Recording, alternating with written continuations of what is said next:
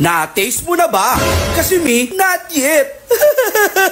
Maling hotdog, bologna, burger steak, eto na yung pinakamura at pangmasang pudtripan na dinayo ko. Bibihira na lang ang mga gantong tindahan na mabibilhan dahil nga halos lahat na ng produkto sa merkado ay nagtataasan. Pero dito guys, sa isang kanto sa G. Reyes ay meron pa ding murang kainan dahil sa 20 pesos mo, may kanin ka na, may ulam pa. At dito lang yan sa 20 mil na matatagpuan sa kabaan ng Liberisa, corner G. Reyes, Pasay City. Kaya ano pang hinihintay nyo mga idol?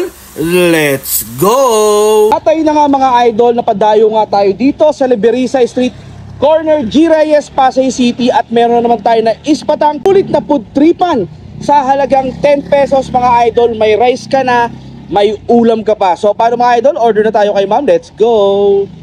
Hi ma'am, magandang gabi po. Hello po. Ma'am, ano po ba yung mga tinda nyo rito?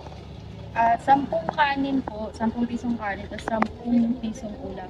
10 pisong kanin, 10 pisong ulam?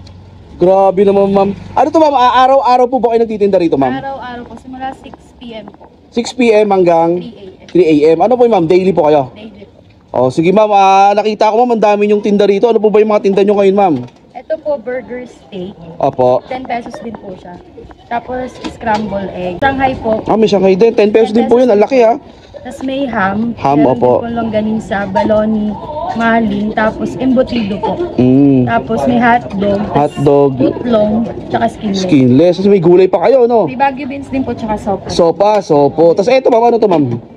Creamy tofu po. Creamy tofu. Then 10 eto pesos ma'am. din po. Siomay po, 10 pesos. Siomay. Okay. Sige ma'am, pabili ako ng halagang 50 pesos ma'am. 50 pesos. Opo. At ayun na nga mga idol, napasugod nga tayo dito sa kabaan ng Liberisa Street, corner G. Reyes, Pasay City. At eto na ata mga idol, ang pinakamurang pudtripan dito sa Pasay. Isipin mo mga idol, sa halagang 10 piso, meron ka ng rice at meron ka ng ulam. Grabe, yung 50 pesos ko mga idol, meron ng isang rice yan.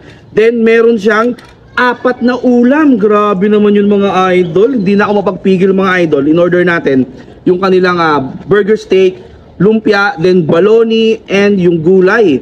Araw-araw daw mga idol, nag-iiba yung gulay. Ma'am, gulay ma'am, no? Araw-araw mga idol, nag-iiba rin yung putahe nilang gulay. Ayan. So, tikman na natin to. Hindi na ako makapagpigil mga idol. Unahin natin yung kanilang burger steak. Yan, no? Pwede. Panalo rin yung burger steak nila for only 10 pesos, no? At ang malupit pa rito mga idol, fried rice yung rice. 10 pesos yan mga idol, ha? Ang sarap, pwede na. Try natin yung lumpia for only 10 pesos. Wow, mainit pa mga idol, napaka-crispy. Ang sarap. Baloney.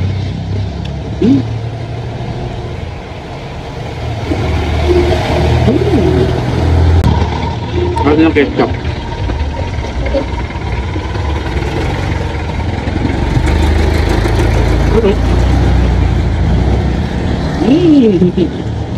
Then nag-order din tayo ng Baguio beans for only 10 pesos din to mga idol.